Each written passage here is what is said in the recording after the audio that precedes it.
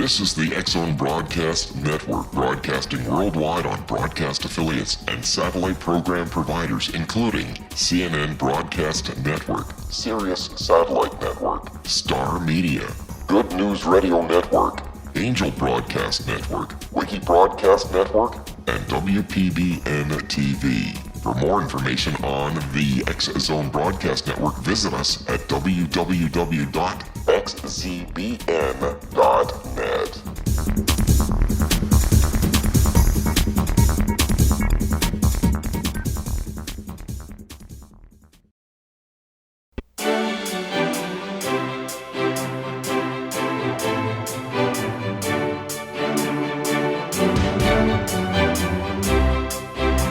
Hi, everybody, and welcome to Dialogue with Davinity. Our show is really focused on bringing to you the wisdom keepers of our time, the visionaries who are here to probably give you a new vision of a new way of living your life.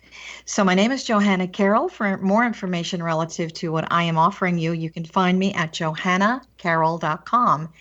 We have a wonderful visionary today. We're going to talk about one of my favorite subjects, which is about motherhood. So I want to introduce to you Suzi Lula. She really is considered to be an expert in the field of human transformation. She has very innovative teachings over the last 18 years of her private practice, master's degree training in spiritual psychology, and she really is transforming the way that people think about motherhood. Her challenges in life, as far as conventional thinking or the old way of doing things, says that, and I can relate to this being a mother in the 60s, that mothers have to sacrifice and they have to martyr themselves to be good mothers. It's kind of an old paradigm. She is changing our thinking about that, because Suzi's concept is that we go from sacrifice to self-care and really loving ourselves at a very deep, profound spiritual level. So what is she doing? She's redefining motherhood as an evolutionary path. Her credentials are very extensive. She's been on the Today Show with Michael Beckwith, who really has always called her a visionary in her field. She has shared the stage with many, many great luminaries of our time, including Neil Donald Walsh and Dr. Tisbari, who wrote The Conscious Parent. So I really want to welcome you to the show, Suzi. It's so nice to have you on Dialogue. Thank you for being here. Oh, thank you so much, Johanna, for having me. I've also been looking forward to talking to you about our favorite subject here. Well, I'm a baby boomer, and so I came from the generation of revolution, where a lot of mothers were staying home and didn't necessarily want to stay home. So there's a whole paradigm shift there. So, we kind of, the whole, superwoman syndrome kind of thing, we said, we're going to go out there, we had Bella Abzug and we had Gloria Steinem and all that saying, yeah, we need our freedom. So now not only are we a mother, but we're out there working, trying to prove ourselves in this new paradigm. And quite frankly, we were completely burnt out. If you ask a lot of people from my generation, would you have preferred to really stay home and nurture your children? What would your choice be? And the majority of my friends, they would have preferred now to stay home. And so I'm not saying that, that's where we are today. So we've kind of gone from this revolutionary concept to your motherhood evolution, which is your brand new book. And I'm really encouraging anyone that's listening to this show to go out and buy this book. So you talk about the evolution, and I think there really has been an evolutionary journey relative to motherhood and the concept of spirituality. So why do you feel that self-care is so important right now to parenting, and particular mothers? Yeah, what a great question. And I so appreciate where you have come from, because what I find in working with mothers all day is that what we all have in common, whether we're working mothers, whether we are stay-at-home mothers, whether we're combo, some work, there's single moms working 2 jobs, there's stay-at-home moms. What we all have in common is that we have been indoctrinated by culture that tells us that our doing is more important than our being. So Good even concept. stay-at-home moms, they are indoctrinated to think that it is the doing part of motherhood that is more important, that brings us value. And we have devalued our beingness. We've devalued our spiritual connection. And self-care really gives us the permission to reconnect and nourish our own spirit, so that when we do all the tasks, there are many tasks, involved in being a mom, but when we do those tasks, we're bringing a sense of enriched being and a nurtured sense of our own being coming to those tasks. Yeah, I think that, in my own personal practice with people, I really talk a lot about serving the soul rather than, moving from this concept of thinking, if I do this, I'm being really selfish. No, why don't we take a look at it that you're serving your own soul? So very briefly, before we take our first break here, can you speak to the culture's message that self-care is still selfish? Absolutely. If you ask anyone to, fill in the blank, they will say self-care is selfish. Culture indoctrinates us. It teaches us that we need to be doing all the time to find our value. And that's important to culture because it keeps us buying products, right? Because when we think we're not enough, we need to go out and get the next thing. So culture doesn't really want us to be taking time to, quote, do nothing, to be still, to create spaciousness, to feed and nurture and nourish our own spirit. And I think it's time for us as women to basically say, we know deep down inside that this does not make sense, that this is completely an insult to our intelligence. We've just bought into it for a long time. And I think it's time for us to band together, There's definitely been some kind of programming, and I really feel that it's supported by the media. It's kind of a mixed message. Absolutely. Well, you should have a spa day. Well, how am I going to have a spa day? I have a spa day, so I'm guilty that I'm not even having my spa day on some level. Yes.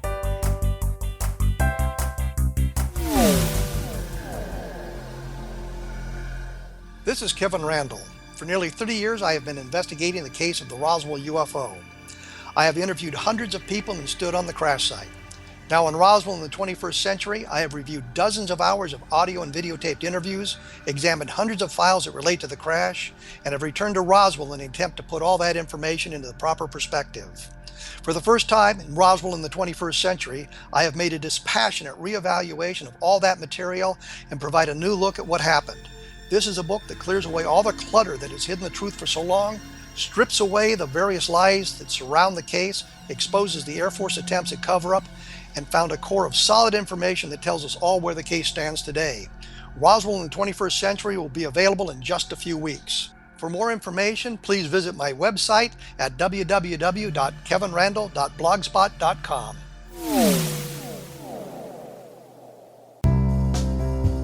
Gibbs A. Williams, Ph.D., is a practicing psychoanalyst, supervisor, researcher, and author in New York City. Much of his life has been dedicated to understanding nature and the uses of meaningful coincidences or synchronicities. His radical and original non-Jungian, non-mystical, non-magical theory of synchronicities illuminates much of the fog surrounding this challenging and perplexing topic. His ideas and manners are fresh, presented in a style that is both entertaining and highly informative. He is also an expert on crisis intervention, specially focused on violence reduction for the police and citizens, mastering anxiety, frustration, and stress without the use of medication, and effectively preventing and treating heroin addiction.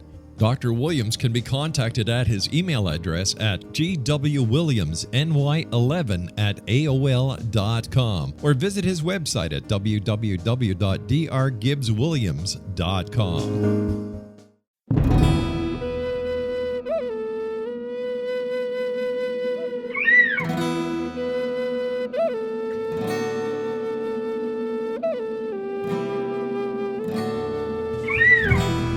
Shamanism is recognized as a method to access the quantum level.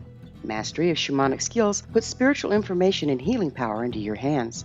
Path Home Shamanic Art School, a bonded Colorado certified occupational school, has met rigorous state standards, ensuring its director and instructors have the qualifications to teach the shamanic arts. Path Home offers its certification program in blocks of study. Block 1, a 5-day intensive, will be held in the beautiful mountain town of Coaldale, Colorado, October 13th through 18th. Registration deadline is September 12th.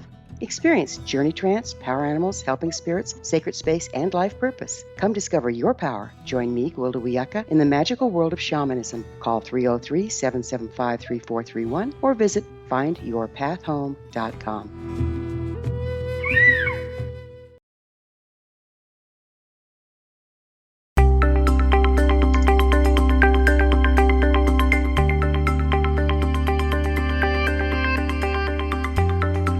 Hi, everybody. We are back with Suzi Lula, and we're talking about her wonderful new book, which is The Motherhood Evolution. We were talking about the influence, Suzi, of the culture and the media, which is a big part of influencing our culture and our thought process. And still a concept that if I take care of myself, I'm being super, super selfish. So why do you consider self-care to be a form of a spiritual practice in someone's life? Yes. So just to complete on what you said, it's so true that culture places us in a double bind, right? I rarely have a day that goes by that a mom doesn't tell me that she either feels guilty for taking care of herself or not taking care of herself. So that's why I say that self-care is really not for the faint of heart, to really empower ourselves as mothers, to say we know deep down intuitively that the best thing that we can do for ourselves is to take care of ourselves, to create a connection inside of ourselves so that we have better connections with our kids. And I do elevate this practice of self-care to a spiritual practice. It was when self-care became non-negotiable in my life, and I really treated it as preciously as a meditation practice or a spiritual practice, going to, out in nature, something that was really non-negotiable for me, that my life truly changed and my connection with my son really deepened and became more intimate. So you're pretty specific for yourself on, going out in nature, which I feel is, God, the universe's temple, church on some level, and meditation. Yeah. But can you give me some other examples? Because I think a lot of people get stuck on this word spiritual. And, it's definitely not necessarily a religious thing. It's a much more profound personal connection. Absolutely. So first of all, I'm all for redefining this word self-care, right? Self-care isn't really about massages and manicures in my way of thinking. In my way of thinking, it's something much deeper. It's anything that nourishes our heart. So I find that we moms, we're overwhelmed, we're exhausted, we feel isolated, we're doing the best we can, and many times feeling that we are not enough. And so when we redefine this word self-care to say it's what is it that my heart is seeking right now? These things can be so simple, so they're free, they don't take a lot of extra time. It can be something as simple as making a shift to when you are cooking dinner or you are doing the, dishes.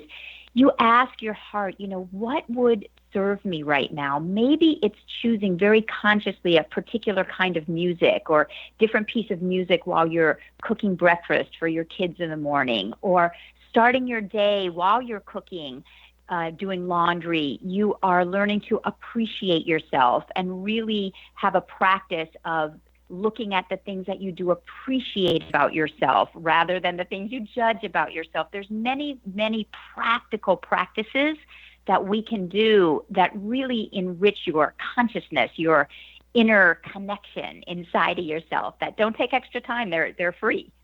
Yeah, and I think a lot of people think, well, if I'm going to do something spiritual and I'm going to really take care of myself, it has to be this radical, extreme thing rather than something just very beautiful in the present moment. Like, when I am preparing this meal, just taking a breath and connecting with the energy of the food or the color, some tiny little shift. So someone that comes to you that says it's either all or nothing, what are some of the tools that you're giving them? Say it's a brand new person and they've called you and they said, I just read your book and I need some help.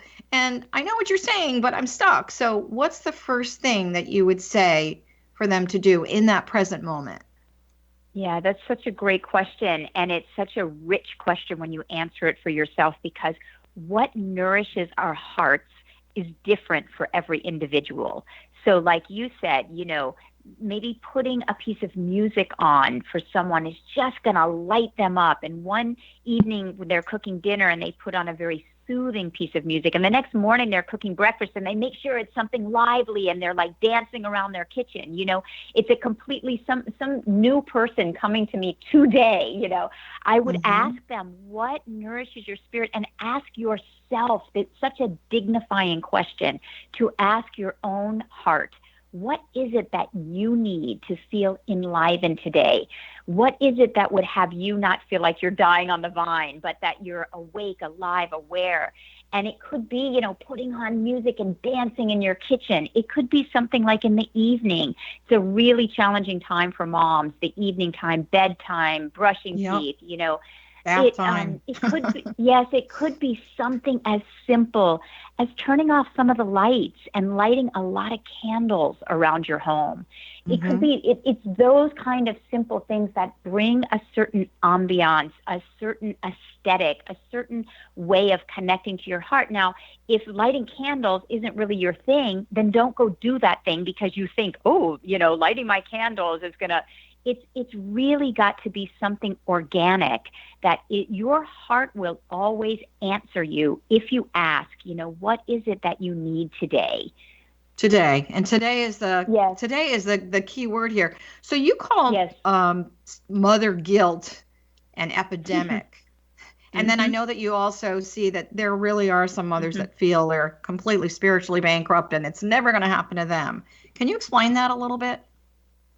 Yeah, well, two things. What I find in working with mothers is that we all have such a deep connection with our child when we first meet them, whether they're our biological child, whether they are adopted, or even when you think of looking at an infant or looking at your child when they're sleeping, there's some kind of connection that happens between a mother and a child that is unlike any other connection. Every mother I've ever spoken to agrees with this. And yet, when we get caught up and mired in the doing tasks of motherhood, we can so easily get disconnected from this really precious connection that we all know is inside of us. And we're all really seeking to reconnect and to keep alive that connection that you think of when you're looking at your child peacefully sleeping, And so really this is about finding ways and practices and a way of life that says the most important thing for me is going to be to continue to light my own flame inside of myself. Because if I don't have $100 bill, I can't give you $100 bill. So much as I want that deep connection with my child, if I am disconnected inside of myself, I'm kind of bankrupt. I don't have it to give to you. And that's what moms so desperately yearn for, is that peaceful connection with our children. So how is self-care a doorway or a portal to feeling really full or prosperous and abundant, from the spirit? Yes. How do I go from being spiritually bankrupt to very wealthy spiritually? Yes. And why is it important to mothers to feel that way? Why is it necessary? Great question. Yeah, great question. So the moms that I work with, myself included, it's so easy for us to feel like, well, I'd love to take care of myself, but I don't have enough time. I don't have enough support. I don't have enough resources. So when you hear yourself, or when I hear myself saying, I just had one more hour in the day, I first need to recognize that many of us moms are living in a paradigm of lack. When I think I don't have enough of something, that's a paradigm of lack. So I first just need to become aware, that's a paradigm of lack. How do I get myself then, to your point, from a paradigm of lack to a paradigm of abundance? When I do something as simple as putting music on, in my car on the way to go pick up my son from school, and I'm kind of rocking out in the car, and then, I'm sitting in traffic, but I have this great music on. What happens is when I find something that really nourishes me, I move out of a sense of linear time. I kind of am like I'm not thinking about the traffic. I'm not thinking about, how, making dinner when we get home from school. I'm really in the moment, and that moment becomes exponentially expanded. I transcend the linear time. Then when I go pick up my son from school, I got a big smile on my face. Any child will tell you they like their mom better when their mom's happy. When their mom's happy, they're happier. Now, when we take ourselves out of this linear time, that's the good feeling of abundance. Abundance is an anxiety-free consciousness, a stress-free consciousness. So these self-care practices take us from thinking we don't have enough time to the good feeling that happens when we are so immersed in something we love, a painting, coloring with your child, something that takes you out of time itself. That places you in the paradigm of abundance. Yeah, so we're almost, I would say, on a biochemical level, there's sort of a brainwave state, not an altered state necessarily, but we're definitely shifting into a different brainwave state, which would connect us emotionally to another state. And so the women that are coming to you, are a lot of them on medication? That's we could spend an entire show on that. I bet we could.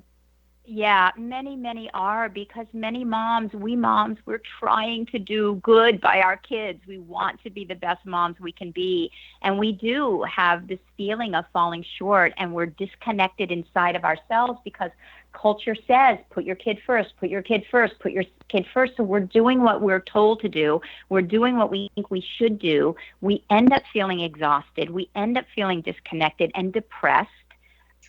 And yes, many, many mothers are on medication. And I promise you, I'm going to do research to prove this out. I promise you, taking these steps in my book, I'm not pro or con medication, but what I am telling you is that you will feel so fulfilled inside of you. You cannot feel fulfilled inside of yourself and depressed at the same time. It doesn't mean your challenges are going to go away. It means you're going to be able to come to your challenges more inwardly fulfilled and connected. Right. So we're going to move into the next segment of our show. And as we're doing that, I just want to remind you that Suzi's book is called The Motherhood Evolution. And she really focuses on moving from sacrifice to self-care. And when we come back, I do want to talk about, this other sort of body, mind, spirit connection of the emotional. People are emotionally bankrupt too. So we do want to talk about that. Why is that essential for every mother? And I really want to bring up a subject that I want to put in here about fathers who are really taking that role of being a mother, because we're seeing a lot of that right now. Yes.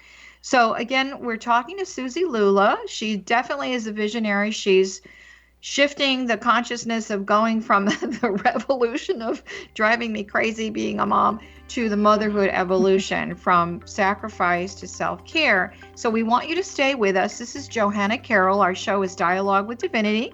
You can find more information about my show on johannacarroll.com. And again, Suzi's book, Motherhood Evolution, you can find her on amazon.com. So we're going to take a very, very quick break. We're going to come back and we are going to talk about emotional self-care, fathers, and how they work together. So we will be back in just a few.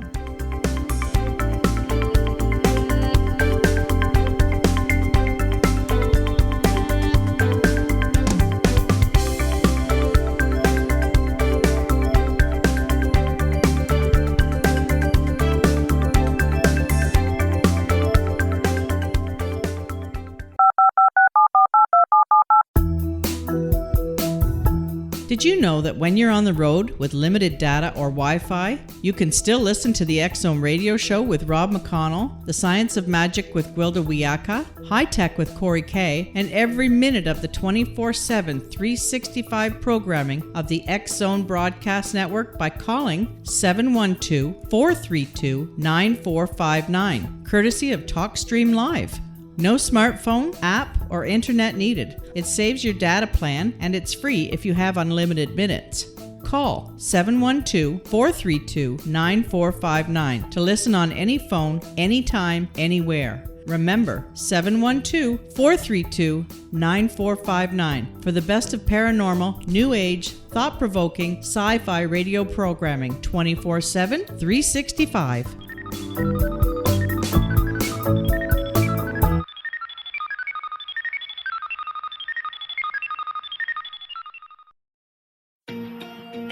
Wouldn't you love to know the secret to everything?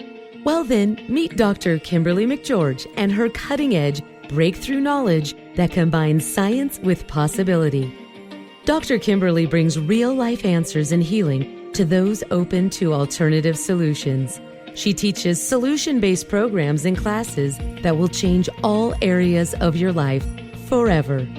Specializing in conscious creation, intuitive readings, and energy medicine, you can rapidly shift health, relationships, business, and money and abundance challenges quickly. Receive her best-selling book, Secret to Everything, at no cost by going to secrettoeverything.com/X-Zone. That's right, transformation can start now. Just go to secrettoeverything.com/X-Zone and receive Dr. Kimberly's book for free.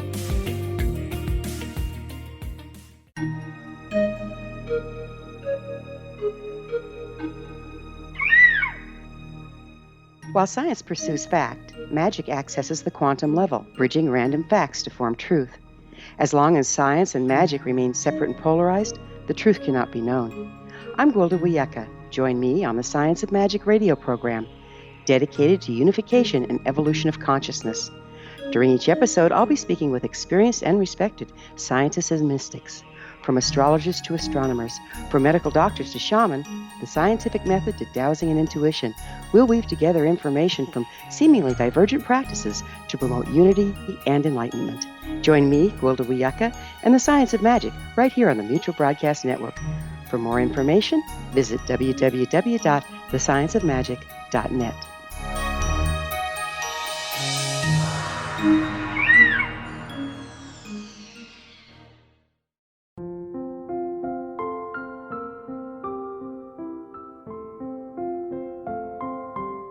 I am Dr. Carroll O'Helvey, founder, president of a new cancer foundation focusing on evidence-based physical, mental, and spiritual interventions, including natural cancer cures, prayer, meditation, affirmations, nutrition, and other related holistic cancer prevention and cure modalities.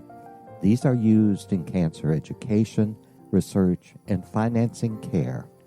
I ask for your help to continue this important work by donating at www.holisticcancerfoundation.com.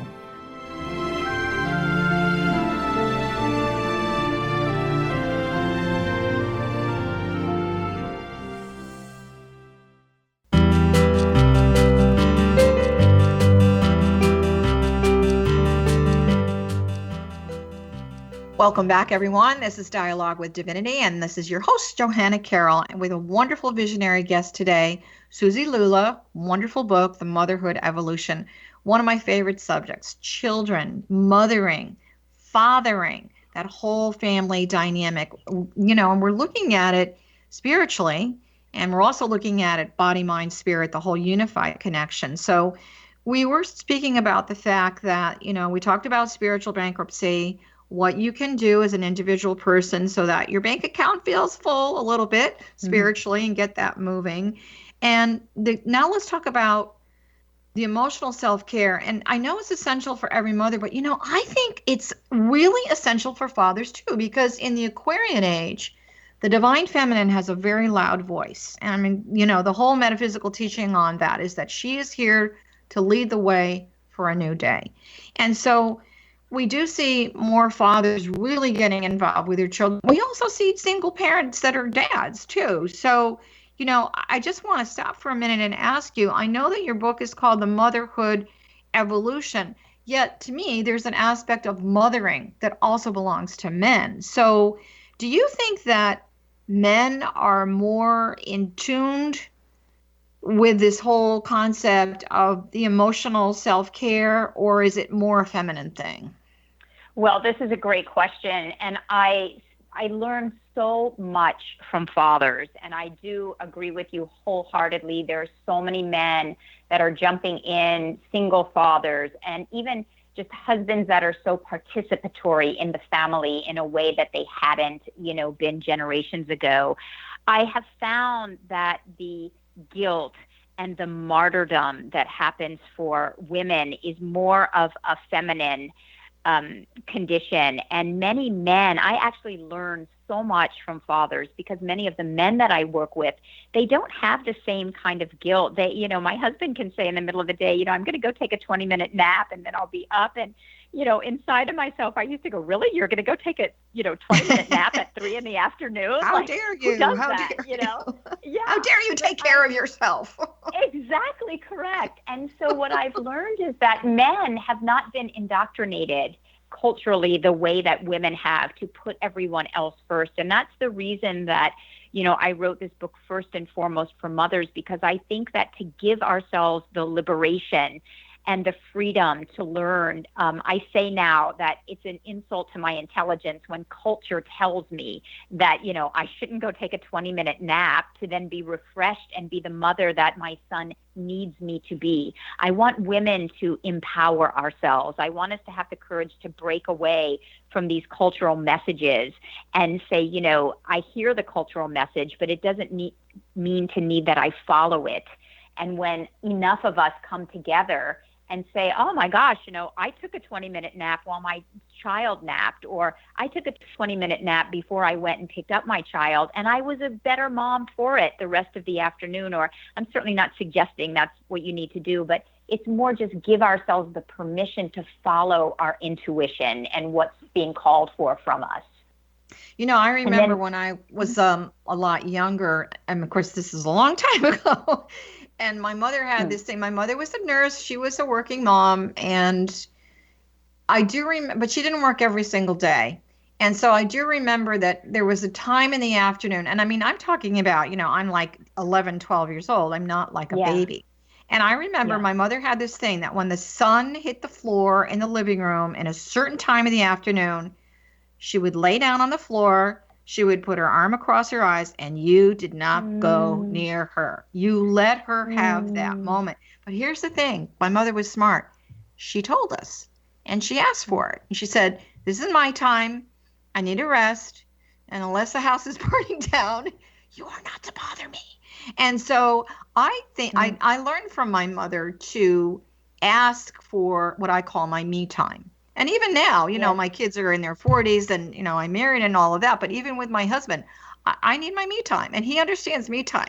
So now he has his me time too, which is good. But I think a lot of people don't know how to ask for that me time. They really don't. And then if someone else is doing it, you're going to get annoyed. You're going to get pissed off, pardon my language, but you really are. Yeah. You're annoyed when someone else can give themselves the permission that you yourself cannot give you. And in the book, I really talk about asking for what you need, because when we do become committed and dedicated to even exploring self-care as a way of life, we recognize that what comes with it is that we're going to be asked to stretch in certain areas. And for women to get in touch with our own needs and our desires, and then have the courage to actually carry that out and ask for what we need, are courageous acts for many, many mothers, many women out there. And I know I've done the same with my son. He just knows there are certain times that this is the time either I'm meditating, or exactly what you're saying about your mom. If it's my time, my son, I think it's great for moms to model this to our children because they respect it. They intuitively understand that we all need to be restored, refreshed, rejuvenated. My son sees how much I, quote, do for him. And he intuitively knows it's important for me to refill, replenish. And he respects this. And then our connection is more intimate. Our connection is deeper, more authentic, and it models to him, for him to take care of himself. And one day he's going to, probably have a partner and to be a supportive partner when his partner needs time. And if my son feels me, getting a little on edge or, frustrated or whatever it is, he'll often say to me, Mom, you need to go take some time. And he doesn't mean it. He means it very respectfully. It's a loving, I'll usually say, yep, I'm out of here. Well, I think a lot of you that are listening need to remember one thing. There's a very ancient teaching that says, ask and you shall receive. And I think women, maybe it's part of that whole, suffering concept that, still exists floating around out there in the consciousness. When you ask and you do receive, it gives you permission not to overextend, but to create a really healthy boundary. So you're creating a healthy boundary for yourself. You're showing your children what a healthy boundary looks like, and you're creating a really good, healthy dynamic within the family itself. So don't be afraid to ask for what you wish to receive instead of blowing up, because I think that's what happens. Women get pushed, and we are emotional beings. And so instead of, sequentially asking for a little more me time, we just blow up, and that doesn't serve anyone. So one of the things that you talk about in your book, and by the way, just reminding everyone, the book is The Motherhood Evolution. Go buy it. It's a fabulous consciousness shifting book on how you can do motherhood a brand new way from your heart and soul. You use the word mutuality. Tell me what that really means. What does that really mean? Yes. Yeah, I kind of coined this word mutuality, of mutual benefit. So whenever I am caring for my own self, when I come in an enriched state, so to follow up on what you were saying, let's say my son says to me, Mom, do you need to go take some time? And I say yes. And I go sit in my chair and meditate or whatever I choose to do. And then 10 minutes later, I come back to him and I'm a different being. I'm more enriched. I'm more calm. I'm more centered. I'm more joyful. I'm more connected inside. Who benefits from that? Not only me, but my son. My son is the beneficiary when I come to him anchored and calm and connected to my joy. So I always say it's mutually beneficial. It's not only going to serve me to become more joyful, it's going to serve our children. They are going to light up when we are fulfilled. I also feel from that illuminated point of view that things that are confusing in the dynamic of the family or for the mother and the child and even their own, personal relationship, you can go from something that's maybe confusing or somewhat chaotic to more clarity of communication. There's just more clear. There's more clarity that shows up. So in this mutuality, in terms of the whole dynamic of the family, and so how are these mothers reporting back to you? Are they saying, here's the good news. Here's what's really happening with the whole family as a result of following these steps in your book? What's the feedback you're getting? This is the most thrilling part, is the feedback that I've been getting. First of all, I've been getting so much response from women, just simple thank you. We're all just yearning for this permission to do what we know inside we should be doing. And so then as it overflows into our families, one of the biggest things, and you alluded to it when you were talking about boundaries. Boundaries is one of the biggest things that happens in the parent-child relationship, how to create effective boundaries, how to get out of power struggles, all of these kind of, what you were saying, frustration, yelling at our kids, all these different things that we don't want to do, blowing up, that we end up doing. when a mother begins to really give herself permission, it's the permission to care for herself, what happens is she almost immediately, and I know people think, oh my God, you can't tell me that dancing around in my kitchen is going to change my relationship with my children and my spouse. I'm telling you, it's going to. I get emails, calls every day from people who are telling me the way my child and I interact now is completely different. Because when a mom, we have trouble setting boundaries with our kids because we haven't given ourselves permission to have That's a right. boundary. And Right. So For sure. everything about your relationship with your child will change. I can tell you in my experience, one thing with my son and I that used to happen was I would just roll my eyes when I'd walk into his room and his room was a mess, Yeah. and I would go, oh my God, I thought the hurricane was on the East Coast. I didn't know it was on the West Coast, who knows the things that would come out of my mouth. But when I have taken care of myself, I still have to deal with assisting him to learn to clean his room, right? That's going to still be there. The challenge is going to be there. But the way I come to the challenge is I'm not emotionally spewing. I'm not frustrated. I'm not rolling my eyes. I'm able to really talk to him and say, okay, let's talk about this, And my son is so much more receptive based on how I approach him. This all comes back to self-care. Yeah, I also feel that when you're more spiritualized on some level and you're looking at the bigger picture, it's not an attack on your son not cleaning the room. It's the energy of the room that needs some help. And so it becomes more of a neutral subject, if you will, so that, your kid doesn't feel like, you're backing him into a corner and you're on the attack. So I just want to talk very briefly before we go to break. Very briefly on what's the ultimate spiritual path in parenting? The connection with your child. Every mom wants that deep connection with their child. Ultimate connection. Okay, so we're going to take a break and we'll be right back.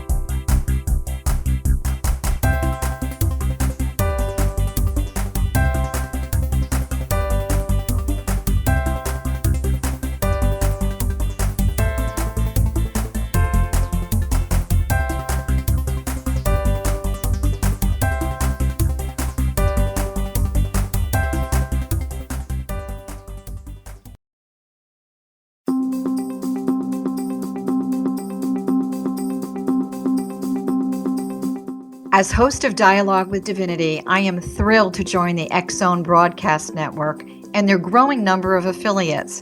My quest for a connection to the divine ignited my successful career path as an international spiritual counselor for over 40 years, an author of 4 books, and well-known metaphysical educator. My clients call me their spiritual mama. So my job is to offer you a radio show to help you grow spiritually with wisdom and get specific tools from guests who are experts in their field. Tune in to Dialogue with Divinity and be part of the conversation with Spirit. My goal, your happy soul. For more information, please visit my website at johannacarroll.com.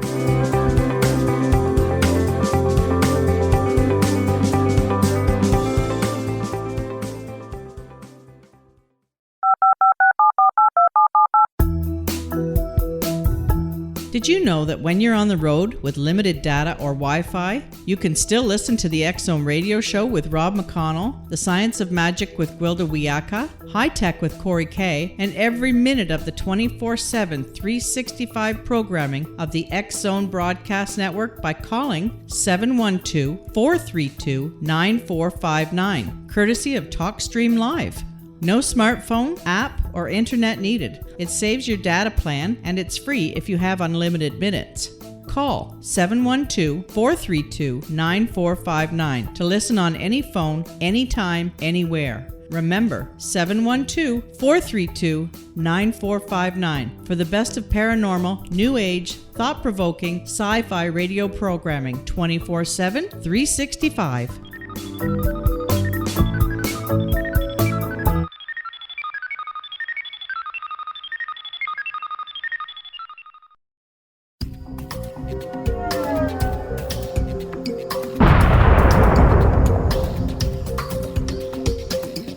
Coming soon to the X-Zone Broadcast Network is A Different Perspective with me, Kevin Randall, as your host. We'll be taking a close look at what is happening in the world of UFOs today with side trips into the paranormal. Guests will range from those who are household names to those who have a different perspective on a variety of topics. No topic will be taboo, but there will be tough questions asked as we all search for the truth about UFOs, the paranormal, and those things that excite us. Sometimes we'll agree with a guest and sometimes we won't, but we'll try to keep the program topical. For those of you who would like to read, be sure to visit www.kevinrandall.blogspot.com and remember to listen to the other fine programs on the X-Zone Broadcast Network at www.xzbn.net.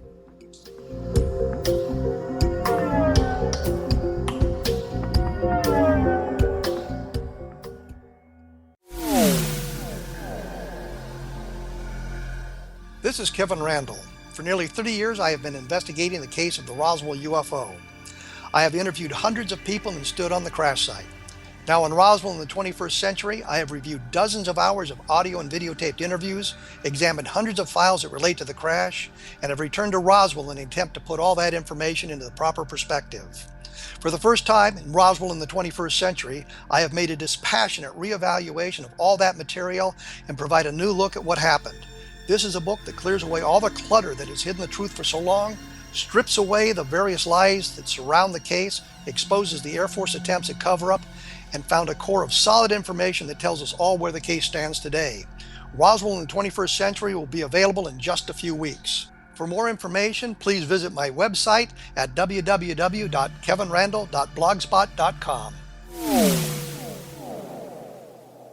What Happened in Benghazi is revealed by Nicholas Genix, author of Obama, Islam, and Benghazi. He informs the American people that President Obama deceived them by advocating a strong foreign policy prior to the 2012 presidential election, and Hillary Clinton supported this deception. As the title infers, there is a connection between Obama, Islam, and Benghazi. Ample evidence informs Americans that Obama's early indoctrination in the Quran developed an affinity for Islam, why the Quran is the source of discontent in many countries, and why the Obama foreign policy deception led to poor military action and caused the loss of American lives in Benghazi. Genix provides 36 questions for the Select Committee on Benghazi to validate if Americans are justified to mistrust President Obama and Hillary Clinton. An overview of Obama, Islam, and Benghazi is presented on the website www.futureofgodamen.com. That's www.futureofgodamen.com. Afterlife expert Roberta Grimes was the first one to say that dying can be fun. Now her best-selling book, The Fun of Dying, is available in stores worldwide. So if you wonder whether death ends life, how it feels to die, or what heaven might be like, The Fun of Dying was written for you. And if you have always been afraid of death, or if you worry that your life has no meaning, let The Fun of Dying ease your fears and bring new meaning to your life. Nothing said in The Fun of Dying is based on the teachings of any religion. Instead, Roberta draws on evidence to explain how death happens, how it feels, and what comes next. A lot of the best death-related evidence was produced in the first half of the 20th century. When it is put together with recent discoveries, it tells a consistent and amazing story. Roberta Grimes blogs and answers questions at robertagrimes.com. Her wonderful book, The Fun of Dying, is available on Amazon and at stores worldwide wherever books are sold.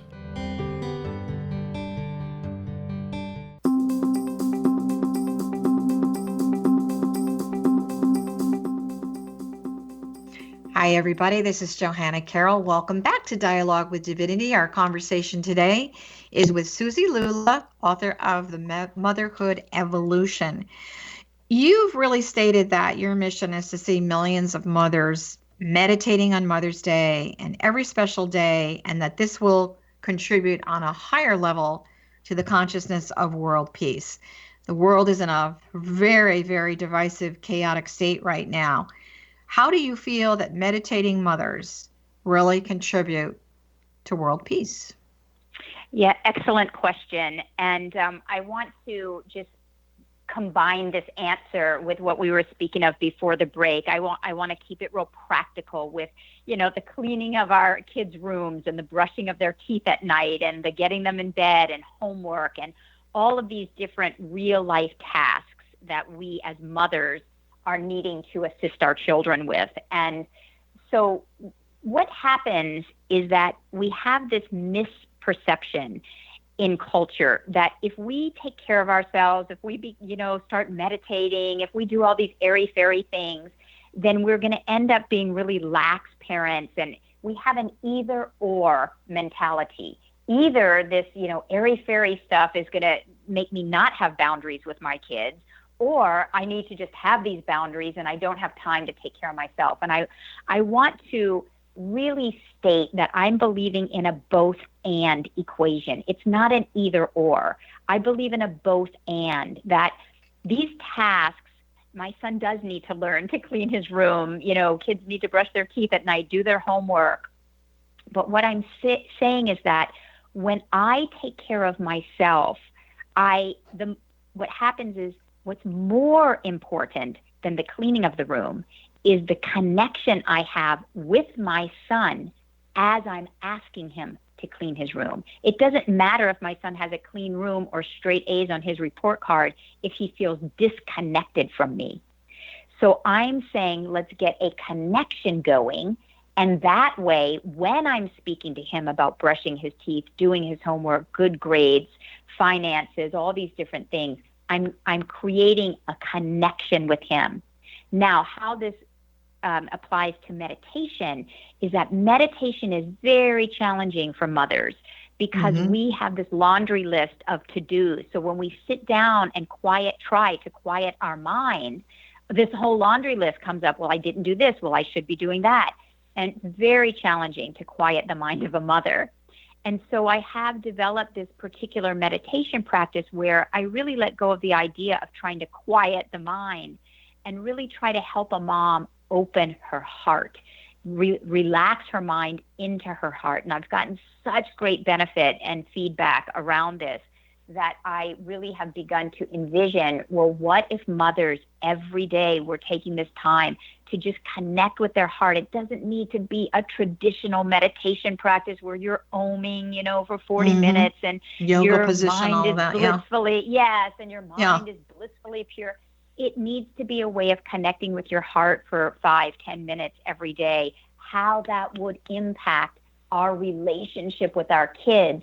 And then I call mothers the most untapped spiritual collective on the planet. Can you imagine if all of us moms came together on this planet, what a voice we would have, what a power we would have? So that's why I'm seeking to connect us globally, a global sisterhood.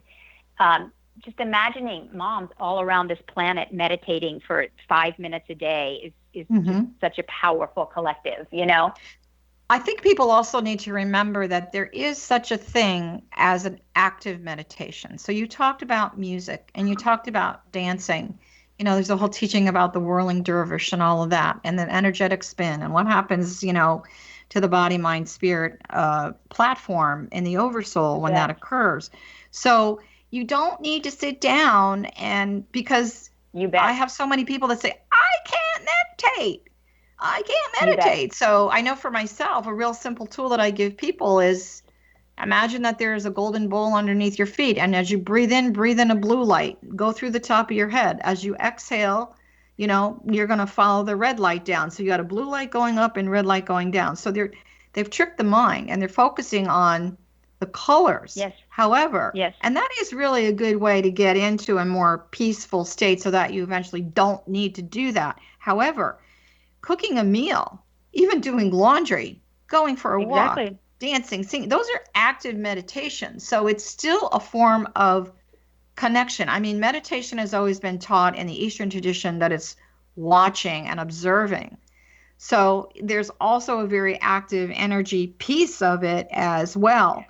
So I think it's really important that people listen to what Suzi's saying and put that music on and dance around the kitchen.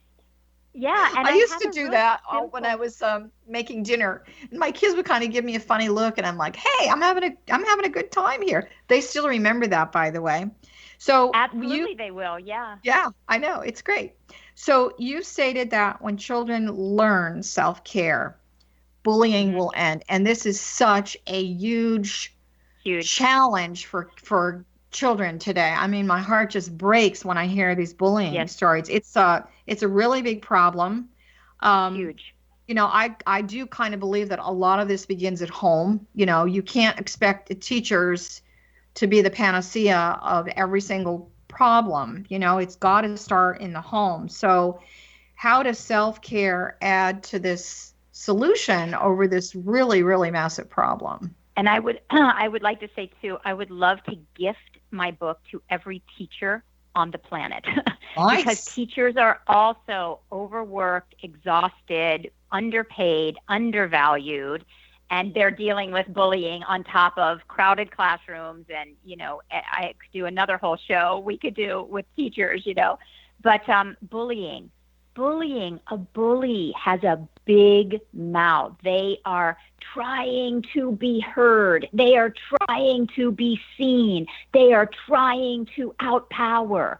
These are children who don't feel seen, don't feel powerful, don't feel connected. These are children who are disconnected.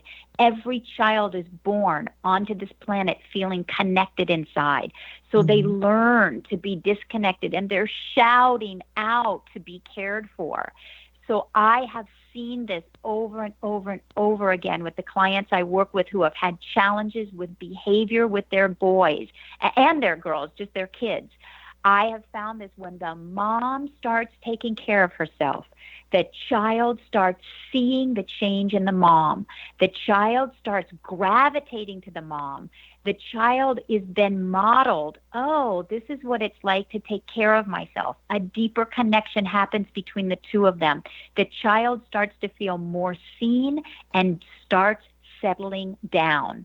And I'm going to say one more quick thing. A simple practice. If you have a child that's really, you have some behavioral issues with, get a picture of yourself as a mom when you were young, and find a picture of your child when they were young. Good and idea. At night, take 3 minutes, either with your child or on your own, and look at your own picture when you were an infant, when you were a young child. You will connect back to your own sense of innocence, and you will start to see that in yourself, connect to that, and then you will start seeing that in your child. It's a simple but very, very powerful practice that I've never had a mom come to me saying that this practice of looking at herself as a young child didn't profoundly reconnect her to her own essence. And that's spirit. A really great, you've given our listeners a really, really great tool. Where can everybody find your book? Besides Amazon.com, is that the place you want them to go? And where is your website? Amazon.com.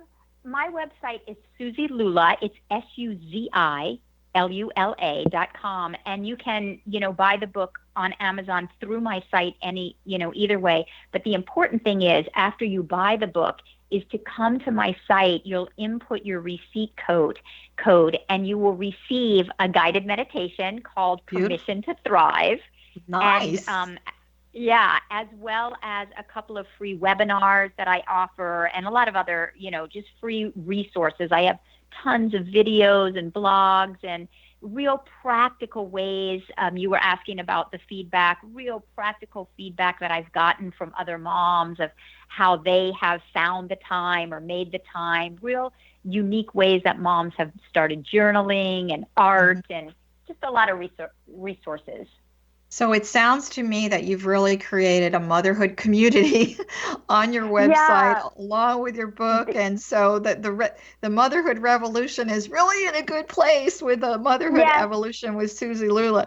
I just want to mention briefly, I wrote a book this year called The Lost Art of Loving, and I talk about the emotional relationships. And one of the things that I do talk about is the new children of love. And I do feel, for those of you that are listening, that you might want to check that out as a compliment to what Suzi's doing, because we are seeing a different kind of child on the earth right now. They're very wise. They really tell you how they feel. They're very direct in their conversation, and they really have a lot to say. So the teachers that are listening, we want you to go and get that book from Suzi's website and your blog and everything else. So as we wrap up here, I also want to tell everyone that's listening, besides thanking you, that for all you mothers that need a break and you need a retreat, I am offering a beautiful retreat that's going to be happening in Maui. And that's going to be happening in May of next year. So again, this is Johanna Carroll. My website is johannacarroll.com. We've been speaking with wonderful, wonderful Suzi Lula about the Motherhood Evolution, this amazing book, which is all about moving from the concept of guilt and sacrifice to self-care, spiritually, emotionally, mentally, physically. Get your pictures out. Start talking to your kids, and we're sending you lots of love. And thank you, Suzi, once again for being an amazing guest.